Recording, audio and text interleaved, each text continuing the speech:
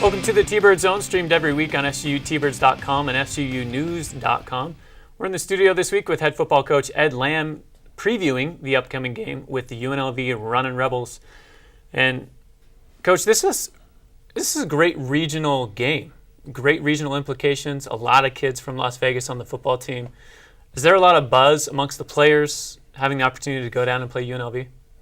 I think so. It's a game that our players, especially during the summertime and when things are a little more relaxed, once we start the season, I think our players understand that I don't want to talk to them about when we're preparing for South Dakota State. I don't want to talk to them about how excited they are to go home to Vegas and play in Game 4. So we haven't talked about it much during the season, and as I said before, this will be a Tuesday, so really the first time we see all the players en masse for this week. But definitely during the summertime and when we scheduled the game, there was a lot of excitement.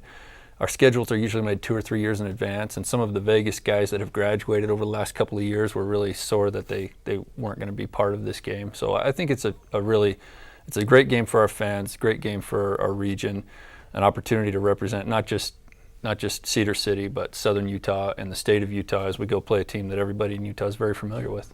Well, and you talked about the Vegas kids who are geared up to go and play, and those that have graduated, they can come back, sit in the stands, cheer them on, of course.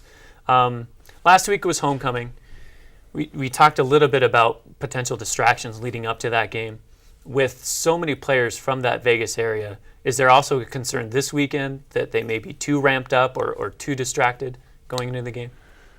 I think it's possible that a lot of teams, go into the Las Vegas environment and get distracted, teams that haven't been there. But one advantage we have is essentially everybody on our team has spent plenty of time in Vegas, has family. A lot of even our Utah guys have family in Vegas, and we have a lot of Southern California guys that have spent plenty of time there. So this is not our guys' opportunity to go sightseeing and hang around the casinos. We're playing a very good team. We need to be at the top of our game. Our players realize that, and there's some extra motivation in there because of the proximity.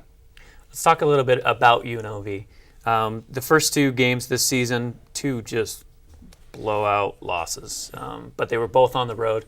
51-17 at Wisconsin, 59-7 at Washington State. And then they come back next week and beat Hawaii by 20 points. Was there really that much of a difference of them coming home as opposed to playing on the road? Well, yeah, that's a great point. No doubt about it. The college football, a high percentage of the time the home team wins if the talent level is anywhere close. And so that's I think, factor number one. And you look at University of Hawaii, who started out pretty well but then dropped on the road at UNLV. It is tough to play on the road for college-age players. The other thing that I think that we have to give credit to UNLV for is that they've got a new staff, a relatively new staff, very successful coaching background with that staff, and they're doing it the way that they envisioned doing it. They recruited young players. They're building the program from the bottom up. They didn't go for the quick fix junior college transfer. They've got a bunch of young players. They're probably one of the youngest teams in America. So for them to start out rocky is not necessarily a huge concern if they improve their level of play. And they not only improved their intensity and got their home advantage, they improved their level of play. That is a very different team that beat Hawaii soundly last week than the team that dropped a game up in Pullman, Washington, or Madison, Wisconsin. Was it really then just, you had talked about how they had some younger players. Was it just growing pains those first 2 games of, this is what we really need to be ready for, and by the 3rd week of the season they'd figured it out and they were ready to go? Sure. Maturity is in my mind a big, in football anyway, it's concentration and confidence. And for young players, oftentimes the concentration in a game environment is difficult because they lack experience that way. And just the confidence to know that even if you're down, you can climb back in a game. The confidence to know that you can compete with anybody on the field, any player. Those things, UNLV has grown leaps and bounds over the last couple of weeks. Let's talk about the confidence of our team then going into the game with back-to-back solid wins over a ranked Sacramento State team, an FBS team, and Texas San Antonio. Does the team and the coaching staff really feel like there's been a great deal of momentum built going into this game? I think so, but I also hope that our team sees that we can be much better. We haven't played a perfect game. We didn't play a perfect game against Sacramento State, didn't play a perfect game against Texas San Antonio. We have long lists of areas that we can get better in, and I think our players understand, our coaches understand, we are stepping up in level of competition in a big way this week. What's the key matchup going into this game? What's really the make or break point for the team?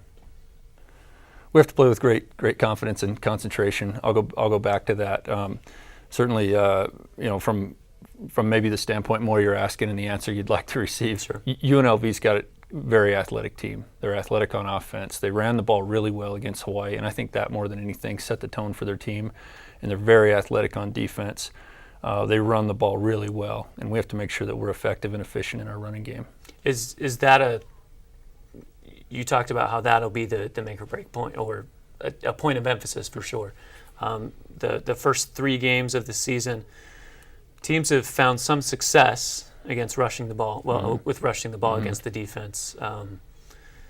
What is the approach this week then to limit the rushing attack that UNLV may come into the game with? I think we have good players, and by that I mean physically, athletically. I think our guys can stand up and they can compete against anybody. And I think we have a good, solid, sound system of defense that our defensive coaches put together.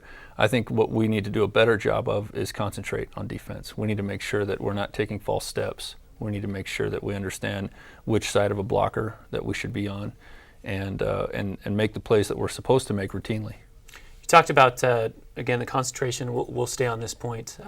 Last week, some penalties that we hadn't seen in the Sacramento State game. And you had talked about going into the Sacramento State game, the San Antonio game, that limiting penalties is key. Was there, I'm just curious, the problems on, what do we have, 80-something penalty yards associated with this. Yeah. How can the coaching staff going into practice help limit those penalties going into UNLV?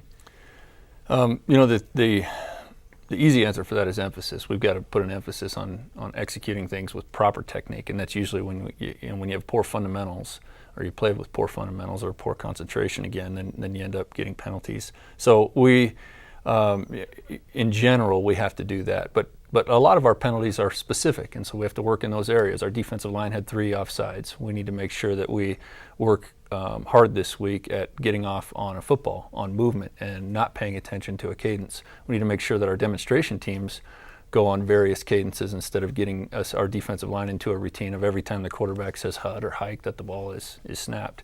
And so it's always case by case. Like, to go down through all 11 penalties that we had and talk about how we're going to address it, I don't think that's what your question was asking. But just to give an example, that's how we'll address it. Okay, very good.